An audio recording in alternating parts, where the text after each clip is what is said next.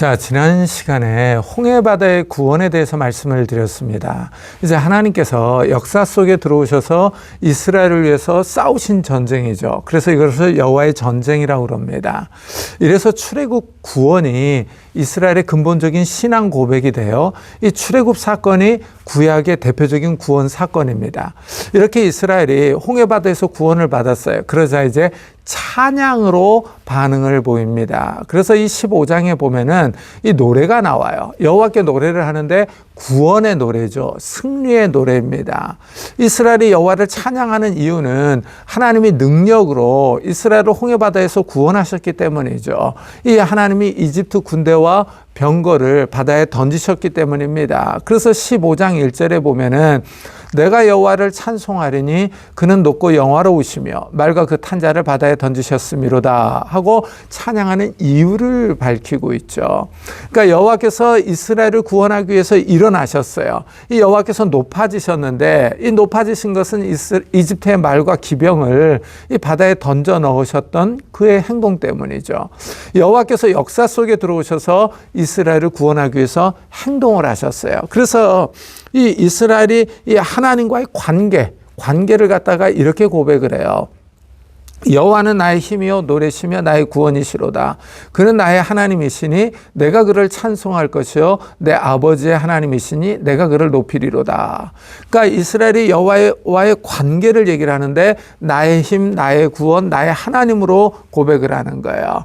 이 여호와를 그들의 하나님으로 인정을 하는 겁니다. 그래서 이 그의 이름을 불러요. 이 2절에 보면은 여호와는 용사시니 여호와는 그의 이름이시로다 하면서 이 여호와는 그의 이름으로 인정을 하는 거죠. 그러니까 하나님께서 이집트에서 열재앙으로 계속 이집트를 칠 때 내가 여호와다 하고 이름을 밝히셨잖아요.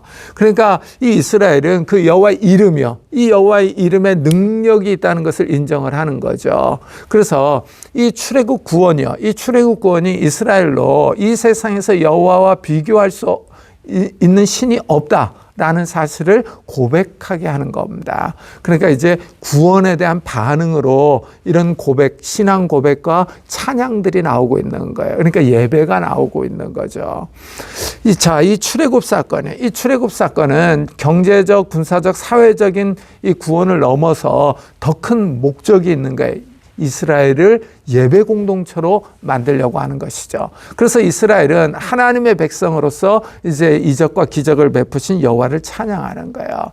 이 하나님의 백성 이스라엘은 이제 바로를 섬기는 것이 아니라 여호와를 섬겨야 하는 겁니다. 여호와는 이스라엘의 왕이실 뿐만 아니라 이집트와 전 세계를 다스리는 왕이다 라고 고백을 하는 겁니다. 자, 이렇게 이제 이스라엘이 출애굽을 했어요. 이제 신의 산을 향해서 나아가는 게 15장 22절부터 18장까지 나옵니다. 이제 광야 생활이 여기서 나오죠. 그래서 먼저 16장을 읽어보면 이제 만나 사건이 나와요. 참 여기서 이스라엘의 연약한 모습을 볼 수가 있습니다. 이 먹을 것이 없거든요. 그러니까 금방 불평을 합니다. 홍해 바다에서의 그 놀라운 구원을 금방 잊어버리고 먹을 것이 없다고 불평을 하는 거예요. 그러니까 이제 모세와 아론이 이런 불평은 여호와 하나님을 향한 불평이다 이렇게 얘기를 하죠. 이스라엘이 이집트에서 고기가마 옆에 있었을 때와 이 빵을 배불리 먹었을 때 여호와의 손에 죽었으면 행복했을 것이다 이렇게 이제 말을 하거든요. 그러니까 이제 하나님이 하늘로부터 빵을 주실 것이다, 너희가 날마다 이 양식을 거둘 것이다 라고 얘기를 하죠. 그러면서 6일째 되는 날에는 이 갑절의 양식을 거두라 그러죠. 그러면서 이스라엘을 이제 시험을 하세요. 그래서 16장 4절에 보면 그들이 나의 율법을 준행하나 아니하나 시험하리라 그러죠. 이 율법이 토라거든요. 그러니까 만나를 날마다 거두게 하는 거예요. 그러면서 안식일 전날에는 안식일의 양까지 갑절을 거둬서 안식일을 준비하게 하는 겁니다. 이것이 이제 안식일 율법으로 나와요. 그래서 이제 하나님께서 이 저녁에는 고기를 주고 아침에는 빵을 줄 것을 말씀을 해요. 16장 12절에 보면은 너희가 해질 때에는 고기를 먹고 아침에는 떡으로 배부르니 내가 여호와 너희의 하나님인 줄 알리라 그러죠. 이 먹을 것을 주시면서 하나님께서 다시 한번 자신의 이름을 선언하잖아요. 내가 여호와 너희의 하나님인 줄 알리라 이렇게 말씀을 하시죠. 자, 그래서 이 만나가 정말 재밌는 음식이죠. 하늘 양식이거든요. 이 아침에 이슬과 같이 내려요. 그래서 14절, 15절에 보면은요, 그 이슬이 마른 후에 광야 지면에 작고 둥글며 서리같이 세미한 것이 있는지라 이스라엘 자손이 보고 그것이 무엇인지 알지 못하여 서로 이르되 이것이 무엇이냐 하니 하고 나옵니다. 그래서 이 만나가 생긴 것이 가시같이 생겼다고 그랬죠. 이 가시요. 가시 같고도 희고 맛은 꿀 섞은 과자 같았다. 이렇게 나와. 이 가시가 미나리과의 고수풀의 씨앗이에요. 그러니까 씨앗같이 생겼다 이거예요. 그래서 이것이 이제 무엇인지 몰라가지고 서로 물어보는 거예요. 이것이 무엇이냐 그래. 무엇이냐. 이 무엇이냐가 히브리어로 마예요. 마. 여기서 만나라는 이름이 온 거예요. 이제 모세는 백성에게 한 사람당 한 오멜씩 취하라고 그래요. 한 오멜은 약 2.3리터거든요. 이 신기한 사실은 많이 거둔 사람이나 적게 거둔 사람이나 모두 남은 것이 없고 부족한 것이 없어요. 각 사람이 먹을 만큼 거뒀다고 그러죠.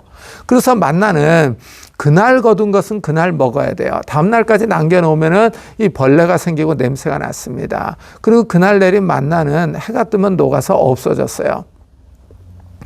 이 만나는 굽거나 삶아서 먹고 안식일로 해서 보관한 것은 다음 날이 되어도 냄새가 나거나 벌레가 생기지 않았어요. 자, 하나님께서 이제 안식일 전날 갑절을 거두라고 하셨거든요. 근데 이제 백성 중에 일부가 안식일에도 만나를 거두러 간 거예요. 그러나 안식일에는 이제 만나가 내리지 않았죠. 그러니까 하나님께서 모세에게 어느 때까지 너희가 내 계명과 내 율법을 지키지 아니하려느냐 하고 말씀을 하시죠. 그래서 이 안식일에 만나 거두는 거예요. 이것이 이제 일로 규정이 되면서 이제 안식일 율법이 나오고 있는 이런 모습을 볼 수가 있어요. 그 다음에 이제 17장으로 넘어가 보면은 이스라엘이 다시 마실 물이 없어서 모세와 싸워요. 이 다투죠. 그래서 원망보다 더 심한 행동이 나오고 있습니다. 그러니까 이제 이 백성들의 이런 행동에 대해서 모세는 하나님을 시험하는 것이다 라고 비난을 합니다. 너희가 어찌하여 나와 다투느냐, 너희가 어찌하여 여호와를 시험하느냐 라고 말을 해요. 그러니까 이 불이 부족한 상황에서 이 모세를 비난하며 싸우는 거예요. 그러면서 이 상황을 출애굽과 연결시켜서 얘기를 해요. 17장 3절에 보면 어찌하여 우리를 애굽에서 인도하여 내어서 우리와 우리 자녀 우리 가축으로 목말라 죽게 하느냐 그러거든요. 그러니까 이제 백성들이 은연중에 노예 생활이 목말라 죽는 것보다 더 낫다. 이렇게 얘기를 하는 거죠. 그러면서 출애굽 구원을 후회하는 겁니다. 이스라엘의 패역함이 여기서 나오고 있는 거죠. 그러니까 이제 하나님이 모세의 기도를 들으시고 기적으로 물을 공급하십니다. 이 모세에게 호렙산에 한 반석을 지팡이로 치라고 명령하죠. 그 반석에서 물이 나올 것을 말씀합니다. 이래서 그곳 이름을 마사라고 그래요. 마사가 시험이라는 뜻이에요. 또는 무리바라고 그래요. 이게 다툼이라는 뜻입니다. 왜냐하면 이스라엘이 여호와께서 우리 중에 계신지 아닌지를 시험한 거예요. 이스라엘의 하나님의 권능을 시험한 겁니다. 의심한 거죠. 이 사건 후에 이제 또 아말렉과의 전투가 일어나요. 이 이스라엘이 출애굽을 한 후에 처음으로 이제 이 벌인 전투죠. 이 아말렉은 에서의 후손이거든요.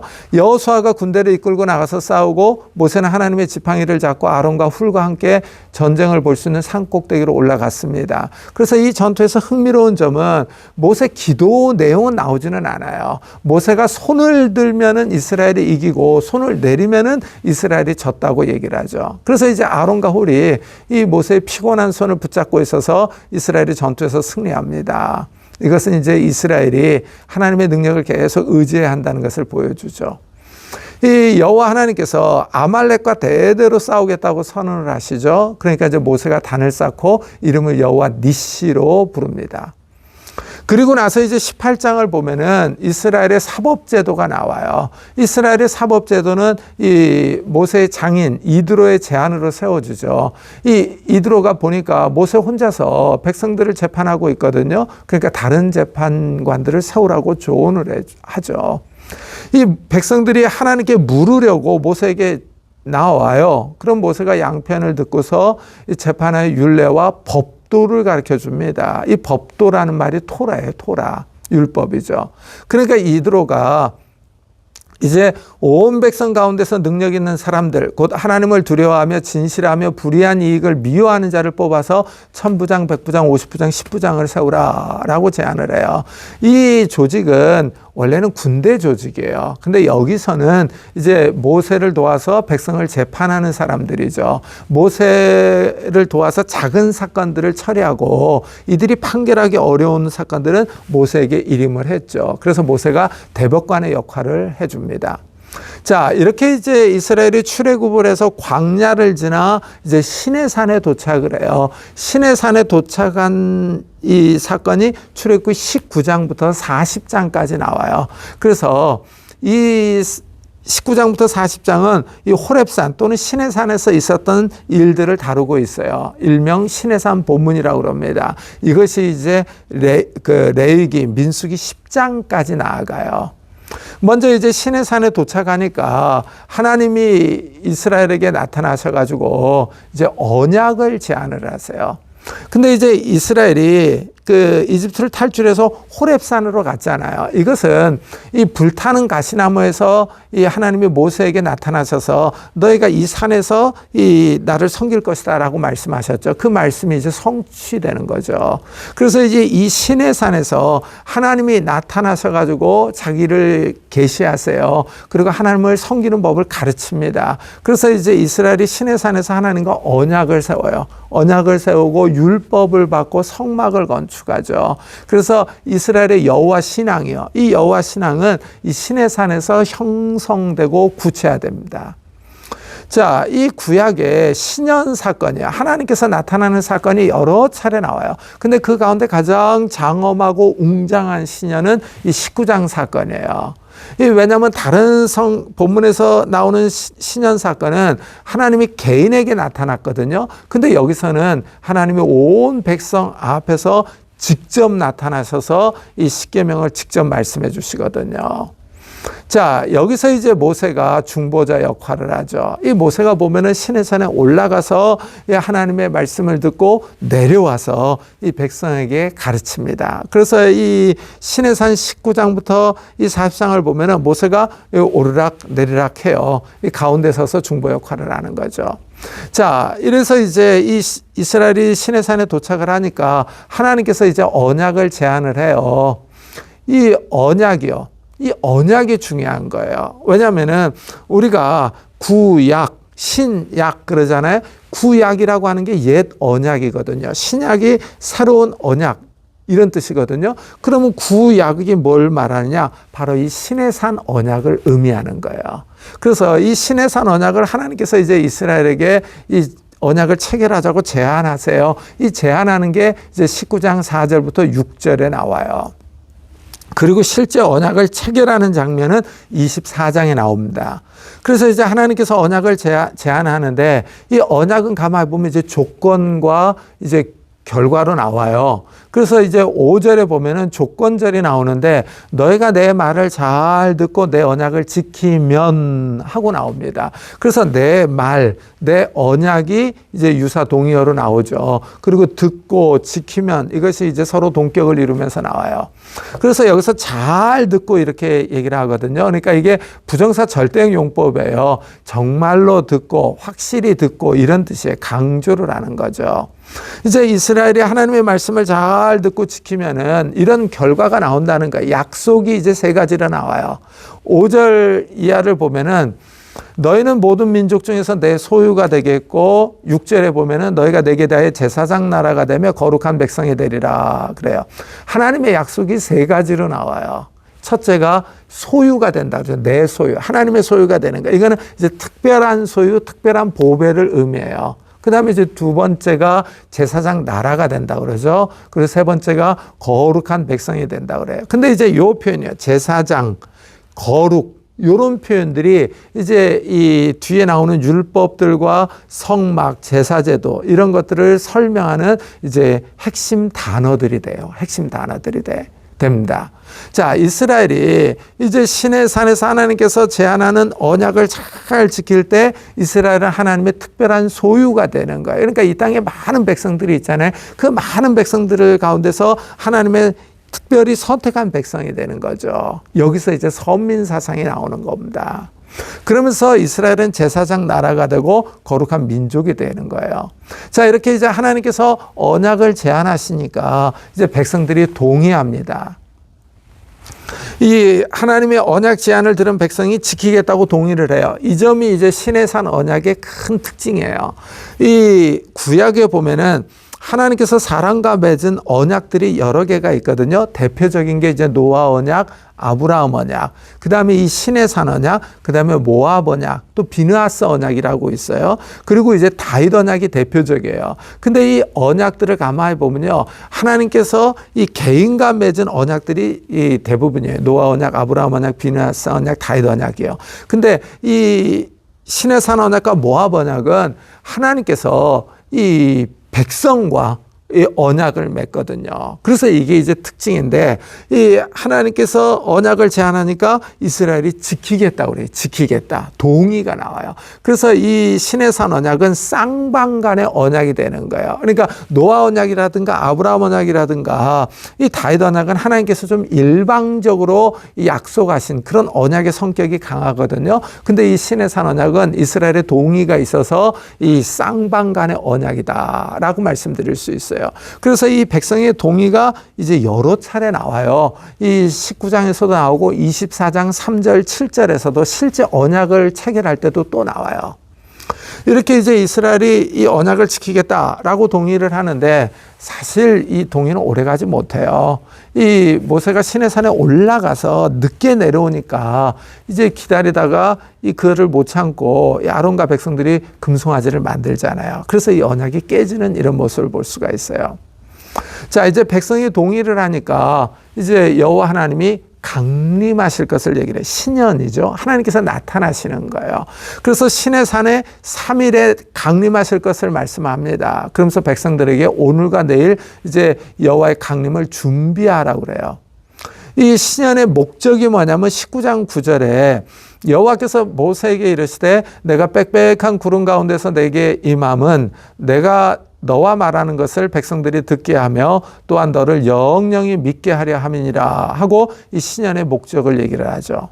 자, 하나님이 이제 강림하시니까 이스라엘이 해야 할 행동들이 있어요. 하나님을 만나기 위해서 거룩한 준비를 해야 돼요. 첫째, 옷을 빨아야 돼요. 둘째, 산을 가까이 하면 안 돼요. 셋째, 여인을 가까이 하면 안 돼요. 이것은 이제 성관계를 뜻하는 완곡한 표현이죠. 넷째, 제사장들도 그 몸을 성결하게 해야 돼요. 그러니까 이런 행동들이요. 이런 행동들은 이스라엘 백성이 거룩하신 하나님을 만나는 거룩한 행위들이죠.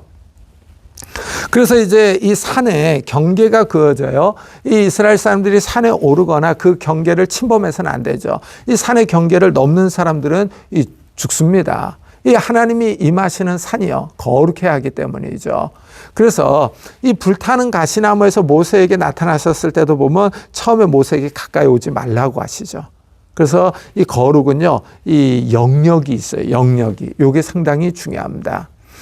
여호와 하나님께서 이제 시내산에서 나타나시는데, 이 나타나시는데 동반 현상이 있어요. 우레, 번개, 빽빽한 구름, 불, 연기, 나팔 소리와 함께 하나님께서 임하십니다. 근데 이제 흥미로운 거는 나팔 소리가 나는데 이것을 누가 부는지 이 주체가 나오지는 않아요. 이게 이 나팔 부는 게 천사인지 이스라엘인지 명확하게 나오지는 않습니다. 이 하나님께서 임하시니까 이제 시내산이 크게 이제 진동을 하죠. 진동을 해요.